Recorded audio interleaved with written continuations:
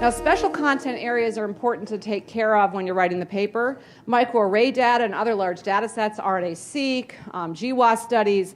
You have to follow MAAME guidelines for how it's presented and how it's made public. You have to set up a GeoLink or a similar database that allows you to set up a link so reviewers and editors can access it, and then once it's accepted, it's publicly available. But you can't say when you submit a paper, get it accepted, well, it's really important and I'm still working on the next part of the study, so I don't want to make it public now. No, by submitting the work, you have agreed to make this public at the time of acceptance. And if you try to make us delay acceptance by not returning your page proofs or not responding to emails or phone calls or whatever, we'll just, we won't publish the paper. So figure this out in advance by negotiating with your PI, by negotiating with your collaborators to make sure that they understand that you've submitted the paper and that this is going to be public, and if they're going to do things that they are worried about confidentiality for, they need to do them soon, or they need to tell you to delay your submission.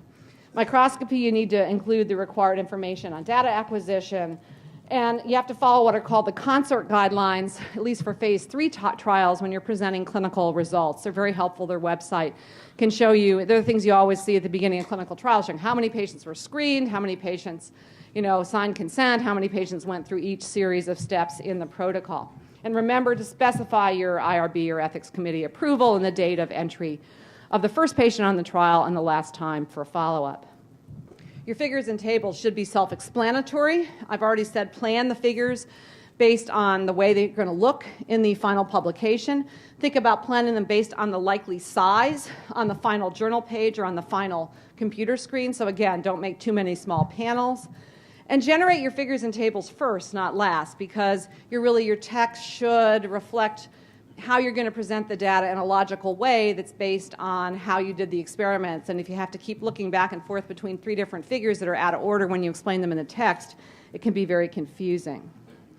So image manipulation is not a new problem. This is a picture that was taken of the leaders of the revolution in 1919, showing Trotsky in the middle, and then in 1937 he became not cool and they just got rid of him in this picture. So, it was harder to do back then. Now it's gotten very easy to do, but that doesn't mean that you should do it. So why is it wrong to manipulate images? Well, an image can often carry information that goes beyond the specific point that you're trying to make. So bands or splotches that you try to erase with various, Adobe tools or cut off may be more important than the real bands. And Peter Agre, who won the Nobel Prize, he's a hematologist who discovered aquaporin, which is a hydrogen channel on cell membranes. He gave a great talk at ASH 4 or 5 years ago, and he made it clear that he discovered aquaporin by mistake. It was a quote-unquote contaminant or degradation product on a Western blot, that today he probably would have cut off or photoshopped out, and he never would have figured out how important it was, because he was showing a seminar and showing this blot, and somebody else, who I don't think won the Nobel Prize, said, well, couldn't this be this? And anyway, they went around and chased it down, and he won the Nobel Prize. So don't get rid of stuff just because you don't think it's important, because even if it's not important to you or you don't understand it, it may be important to somebody else. And the quality of the image has implications about the care with which you've done the experiments, which I keep stressing. So, but cleaning it up to make it look nice, making something look too nice is usually very suspicious.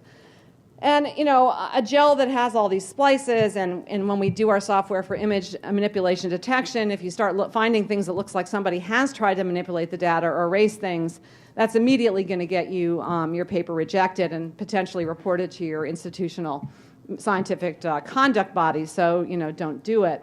So most journals now have very specific guidelines for what you can and can't do with images. I'm proud to say that Blood was, I think, the second major journal that put these guidelines into place. We actually copied them from Journal of Cell Biology, but with attribution and permission. So no specific features within an image can be enhanced, obscured, moved, removed, or introduced without attribution or showing that you've done it or explaining that you've done it.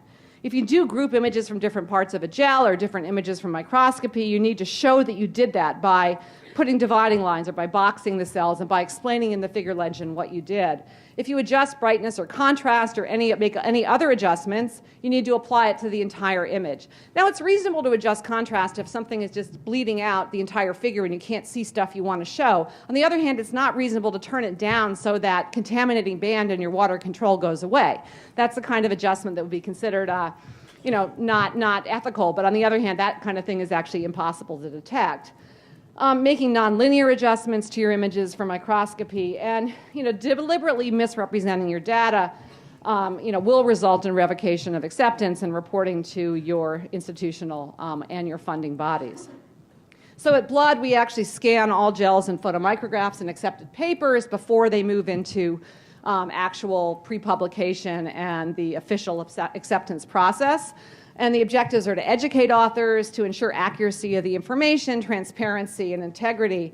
And so I think there's a lack of training and guidelines for trainees and even PIs regarding this increasingly sophisticated software that we all use now to generate our data. And the problem is, I think that you come into your PI's office and they don't know how you made this figure because it uses some incredibly complicated machine or software they don't understand, and they don't necessarily ask to see the primary data because they can't even understand it. But they haven't sort of made it clear to their trainee that I don't care. I don't want only good news. I want you to show me the data in all of its warts so we can decide together how to present it. I don't only want to see perfect, beautiful data where you've erased all the blotches and the contaminating bands. So I think it's important as you start your own labs that you do mentorship in this aspect of how to do science, and don't push people to only show you data that's good, because if you ask them to show you only data that's good, eventually they're only going to generate data that's good in ways that may not be the best, and you're going to get into trouble later on.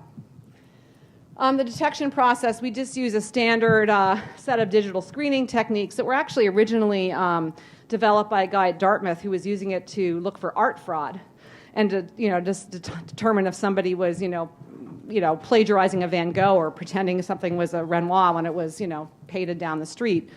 But we had large images, we look for changes in contrast, we look for changes in brightness, and we look for abnormally artificial barriers between one part of a picture and another.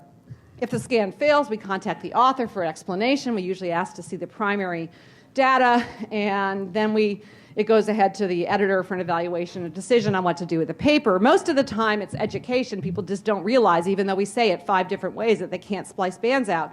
And we say, okay, show us the original data. It looks okay. It was just they spliced a band out because there was an air bubble or something. And we say, okay, you can splice them back together. You can run the gel again. That'd be the best thing. But if you can't do that because you have no more sample, you can splice out that lane, but show a line and say in the figure legend that you spliced something out there, and then it's fine.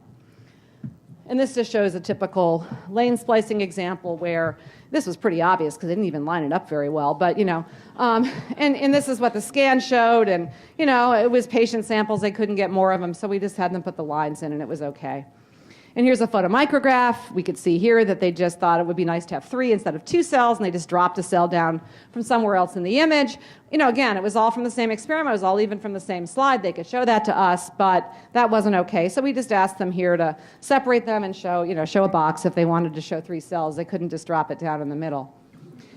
So how to avoid trouble? Well, keep the original file. I've said this once already, but it's important enough, and people get screwed up enough with this. Keep the raw file, keep the raw data. When you leave the lab, if you're a PI, make sure that you actually know where all the primary data is, because people go off to Alaska or Timbuktu or Antarctica and you can't reach them and you have to find the original data and you can't find it. Then you start wondering whether the original data ever existed. So don't erase that original data file. When the lab tech says we're going to erase all the files on the sequencer because we're running out of disk space, well, make sure you go in there with a hard drive and copy it to your own drive and keep it. Note the image dimensions and the resolution when you collect data, and I've already told you about keeping the adjustments the same over the entire image.